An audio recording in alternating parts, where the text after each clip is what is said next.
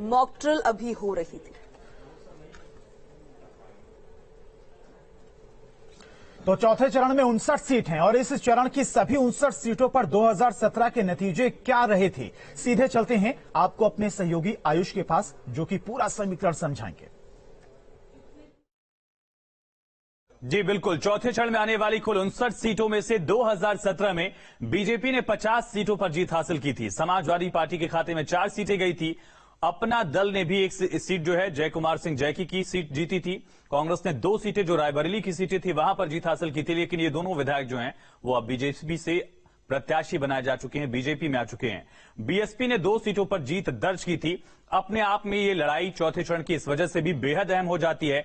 तराई के जिले हैं पीलीभीत, लखीमपुर, जहां पर पीलीभीत से सांसद हैं बीजेपी के वरुण गांधी, वो पार्टी से थोड़े से खफा चल रहे हैं। लखीमपुर खीरी में अपना एक बड़ा मुद्दा किसानों का है।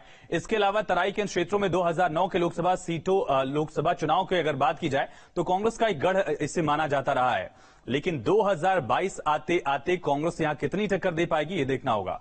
समाजवादी पार्टी ने 2012 के चुनाव में इस चरण में कुल 39 सीटें जीती थी। बीएसपी उस समय टक्कर में भी नहीं दिख रही थी। क्या समाजवादी पार्टी 2012 की तरह करिश्मा दिखा पाएगी? और सुरक्षित सीटें यहां पर ज्यादा हैं, करीब 15 से 16 सुरक्षित सीटें हैं, जो अब तक के किसी भी चरण में यूपी चुनाव के लिहाज से सबसे ज्यादा सीटें हैं। इस लिहाज से बीएसपी का भी अपना दबदबा है और क्षेत्र भी आ जाते हैं यहां पर। इस लिहाज से भी ये चुनाव अहम है। तो 59 सीटों पर मुकाबला काफी टक्कर का माना जा रहा है और कहा यह भी जाता है कि यहां पर बीजेपी के प्रभाव वाली अधिकतर सीटें हैं। हालांकि समाजवादी पार्टी भी अपना वर्चस्व यहां पर कायम करने की कोशिश करेगी। तो ये तस्वीरें हैं ब्रजेश पाठक की, जो मतदान से पहले अपना भगवान का आशीर्वाद लेने के लिए पहुंचे थे। हमारे काम करने की प्रक्रिया नहीं बदली, लोग सभी हमारे हैं। बस ये है कि सीट चेंज होने से कोई दिक्कत नहीं, क्योंकि वहाँ भी वो भी हमारा घर था, ये भी हमारा घर है, कोई हम लोगों को कोई समस्या नहीं। पक्षियों का लगातार एलिगेशन लग रहा है और अब ये भी कहा जा रहा है कि शायद बीजेपी वो उस तरह से बहुमत न मिल पाए। आपका क्या कहना है? देखिए, बीजेपी पास तो धरातल है ना, विपक्षियों पर धरातल क्या है? वो क्या कहेंगे? वो अच्छी बात तो कहेंगे नहीं। तो लोग बहुत जागरूक है, पढ़ा लिखा समाज है, जानता है कि बीजेपी में इतने बड़े बड़े काम कर दिए जो कभी कांग्रेस 70-75 साल, जब इतने सालों में कांग्रेस नहीं कर पाई, वो बीजेपी मोदी जी ने कर दिए। तो हमें लगता है पढ़े लिखे लोग ये समझेंगे ना कि मोदी जी ने कितने बड़े बड़े काम किए बिना निस्वार्थ के। आज हम खुली हवा में सांस ले रहे हैं। आप समझिए, मारा मारी से हम वंचित हैं। आप समझ लीजिए कि हर कोई अपने प्रति जागरूक हो गया। उसे ये लगने लगा कि अब हमको उतना ही चीजें रखनी चाहिए जितनी हमको जरूरत है, बाजार नहीं बनाना चाहिए। इसलिए हर व्यक्ति, पढ़ा लिखा समाज आगे बढ़ रहा है।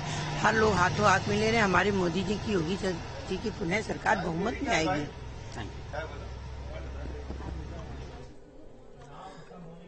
तो 9 जिलों की 59 सीटों पर आज मतदान होने जा रहा है। 7 बजे से वोटिंग की प्रक्रिया जो है वो भी शुरू हो जाएगी। 59 सीट, जिस पर बीजेपी ने पिछली बार 50 सीटें जीती थी, एसपी ने 4, बीएसपी ने 2, कांग्रेस ने 2 और अपना दल ने 1 सीट जीती थी। हमारे साथ हमारे सहयोगी भी लगातार बने हुए हैं।